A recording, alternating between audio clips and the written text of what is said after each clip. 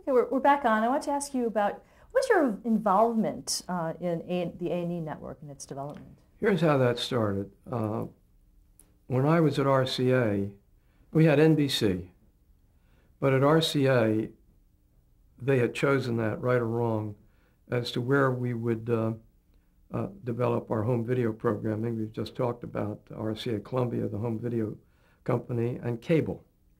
And cable had not really burst forth. I mean, it was growing, but it's nothing like it is today. After all, it was 20 plus years ago, quite a bit before.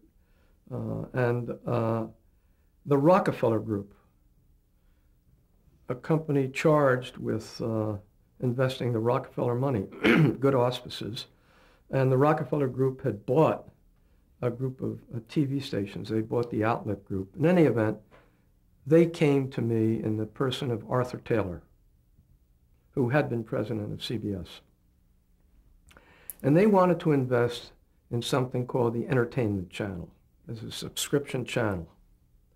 And the thing that made our ears perk up is that he had negotiated a deal with the BBC, which has maybe the largest library in the world that had entertainment programming, all kinds of things.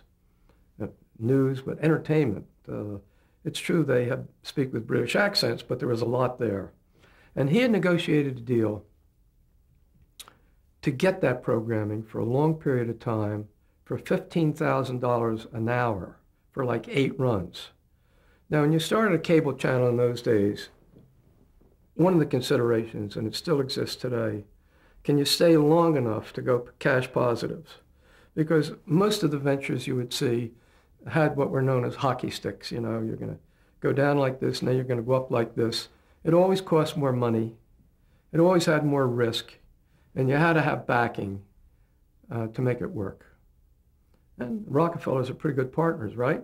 What was the state of cable at the time? It was just beginning to grow. There were major cable companies there, but they didn't cover the country the way they do today. Not at all.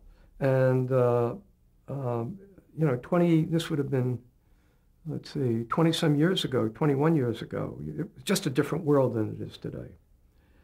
And they persuaded us to invest with them in this service. I think it was about $40 million was the total investment we would have to put up. It was a lot of money then. They also had already started to commission non-BBC programming, entertainment program, pretty high quality stuff. I mean, they were already staffed up. And we went ahead with it. It was to be a subscription service where you paid X bucks.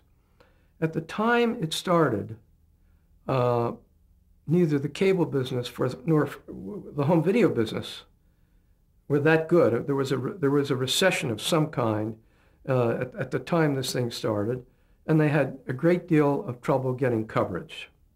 So what it meant was that RCA would have to write a lot more, and the Rockefellers would. And they didn't want to. And if they didn't want to, we didn't want to. So we started to have these early morning meetings at 8 o'clock once a week.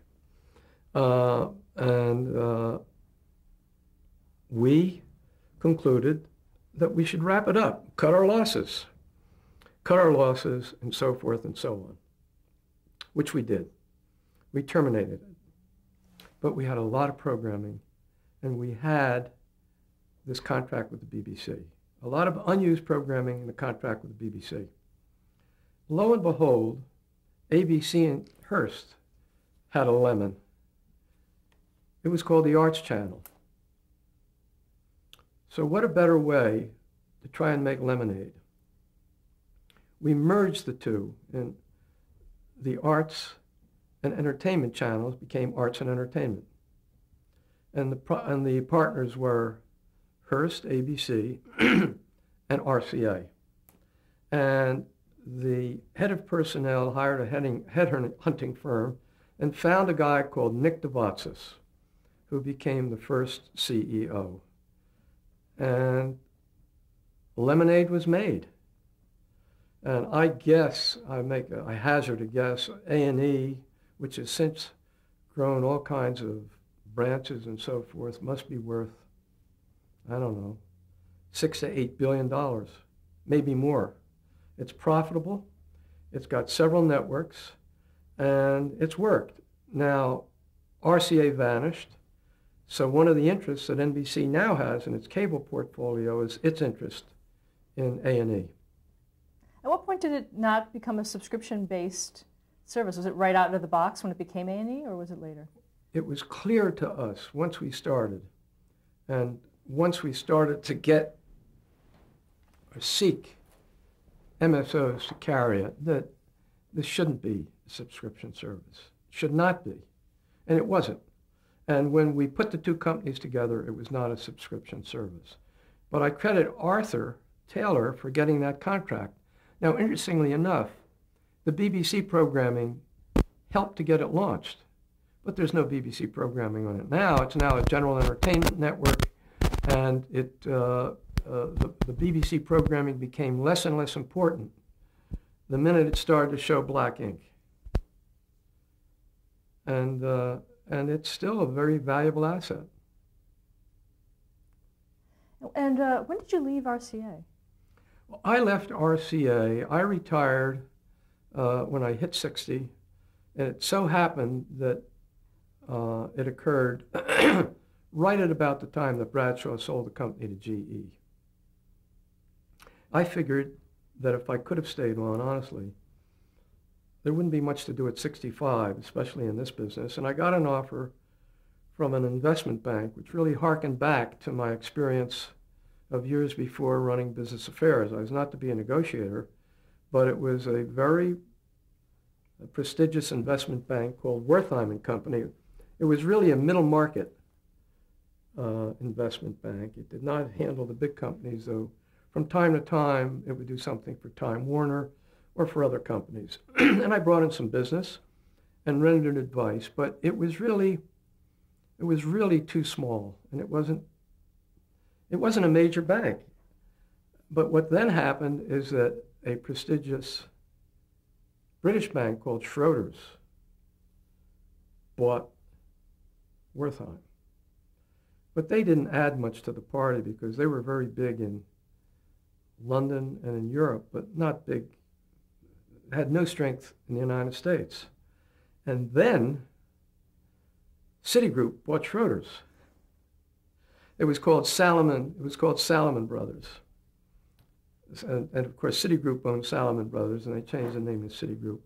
And I was going to retire then, yet again. They asked me to come with them, and for the first time, I was really in a very, very powerful place. I mean, not that I'm a banker, I'm not, but I brought value to them for two reasons. One, I have experience in a lot of the businesses that they're interested in. I'm a senior advisor to the investment bank at Citigroup, and that's the division that finances entertainment companies and does mergers and acquisitions. And I played an important role in, interestingly enough, the acquisition of Universal by NBC. But a company like that, a bank like that, can get into any company in the world. They really can. If I have a value added is, in most cases in the entertainment business, I know the CEO, and before we go in, they'll talk to me about what I think. They want to know about what I think about the company and what areas do you think they might. In other words, I bring to bear the experience that I have, and they like having me around. I don't work that hard, but I have a very nice office. I have an excellent staff, and it's been interesting to work with them because you get to see, in a way you never do being a chief executive of a broadcasting company, the enormous financial power that exists in the city of New York and in London, which can have an enormous impact on not just the executives, but all the employees of these companies. Because the stakes are enormous. As we sit here, Rupert Murdoch, who is probably the most visionary, whatever you think of his politics, visionary executive in the whole business has made an offer to buy the Wall Street Journal, and it's predicted that in the next year or two there will be more deals than ever. These businesses consolidate and spin off, and it's good for the bankers. But I have had a chance to see close up what that is. And the fellows that I work with are 35 to 45.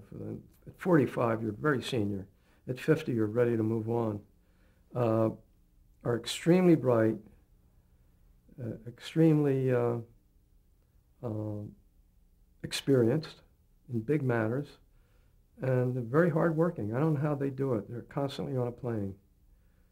But we kind of live in the world of the investment bank, the hedge fund, the huge pools of money that exist, and a lot of them like this area. So I think I've been helpful to them, or I wouldn't be there. How important is it But to I'm you? thinking of retiring. Yeah, that was my next question. How important is it for you to keep working? I don't think much more. I don't play this tape for them, though, because I haven't decided. No, I want to come out to California more. I've had a nice run. What have been your other affiliations through the years? You've served on many boards and... Well, I'm chairman of the board of trustees of the Museum of the Moving Image, which is the only museum of its kind in the country. And it's housed in a federally designated landmark building, and it celebrates television, motion pictures, all the digital media. And it has classrooms in it. It has interactive exhibits.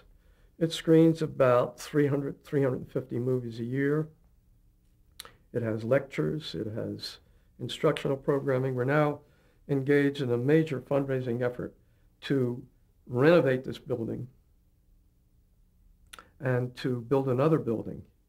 It's a daunting task, but we're in process. We now get about 25, in addition to the regular people who visit, we get about 25,000 high school students and their teachers that come each year and get instruction in the media and various things related to it, and civics courses that relate to the media. We play certain films for them. 12 Angry Men about the jury system, and other pictures that will teach them through media something about the life of the country.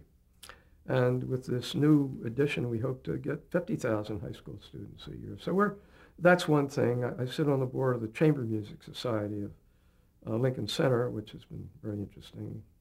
I've been going there for 30-some years. And, and I go to my wife's thing. She's was chairman of the Martha Graham Dance Company, is now vice chairman of it.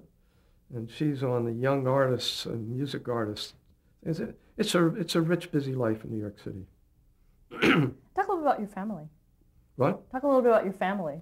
Well, you're sitting in the home of my daughter and her husband in Santa Monica, and they have 3 lovely children, twins that are 20 years old, and a very, very bright, lovely 14-year-old. And my son Eric is a best-selling author who wrote Fast Food Nation and another book, which was a bestseller, and speaks all over the country and is being honored tonight. Let it be known, May 10, 2007, at the Beverly Hilton Hotel. He's getting the Sinclair Lewis Award. And he and his wife, Shauna, have 2 children. Lovely Michaela and Connor.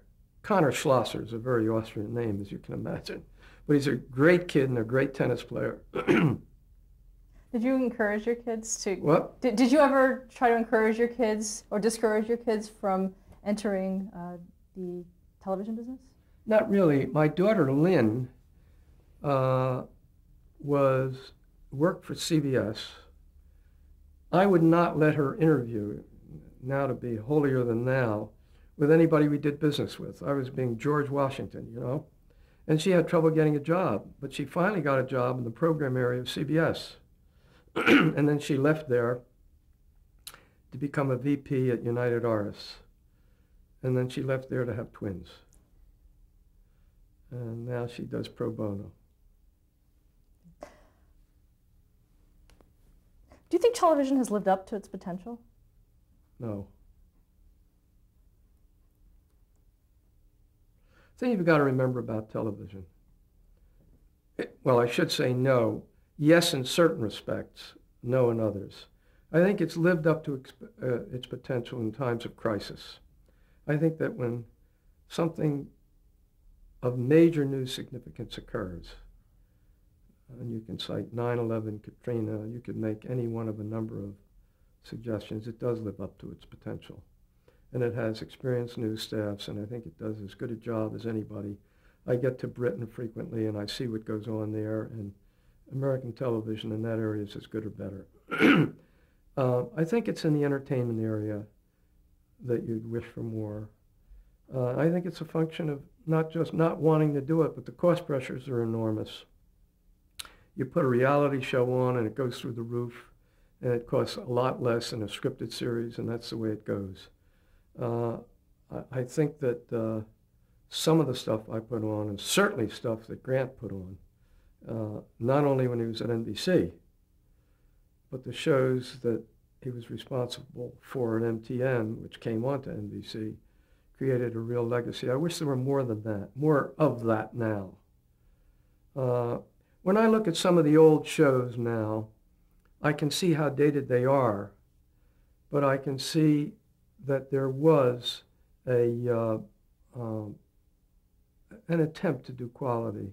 When I look at some of the world premieres that we did, and Grant and I did, the ones I did, we did A Continuing Sound of Musketry, a docudrama about Kent State. We did a docudrama on McCarthy.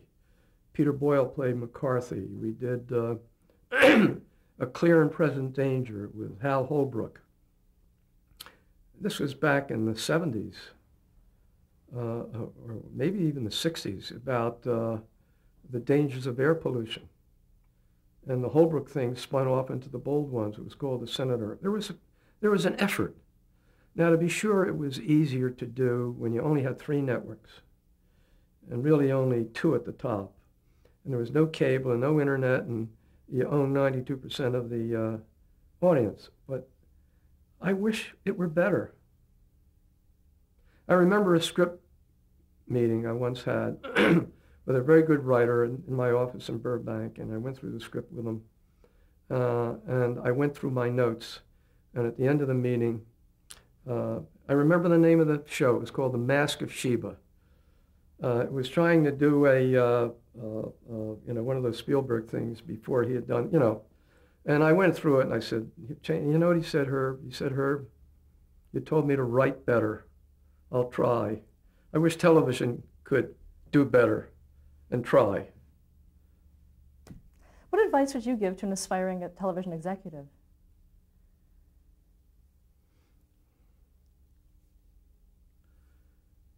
Well, that's a tough one. The reason I say that, people come to me all the time looking to get into television, and I set up interviews, which I can do, and there's just a laundry list of people who even call me today because of who I know. It's so tough to get in. It's so tough to get in the door. So the piece of advice I would give them is, unless you're truly brilliant, you don't have the luxury. Figure out, do you want to be in programming? Do you want to work for a local station? Do you want to be in news? And get any job in that area you can, because you can start out one place and move into another, and it'll all depend on how good you are. But don't go into writing scripts in Hollywood if you really want to be a journalist in the news area. You have to have some idea of what you want. Or if you have no idea, you just know you want to be in broadcasting, go in any door, because it's not that easy. What qualities would you look for in an aspiring television executive? When you were hiring, what did you look for even back at NBC? Intelligence counts for a lot.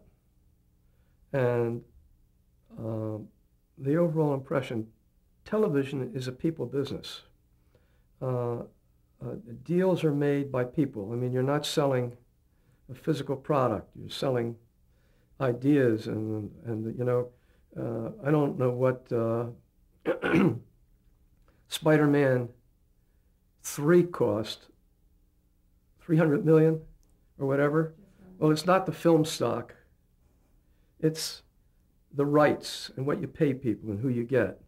So it helps in the field, particularly in programming, to not just have somebody that's bright and that you'd like to see some of the material if they have it.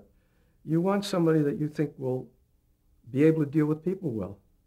It's that simple. Our last question that we ask our interviewees is, how would you like to be remembered? Be remembered? Well, I'd like to be remembered as a good husband, good father, all of those things. Good grandfather, someone who took an interest in this business, tried to make it better, sometimes succeeded, sometimes didn't, did some things right, did some things wrong, like most people. Well, thank you so much for sharing your story with us.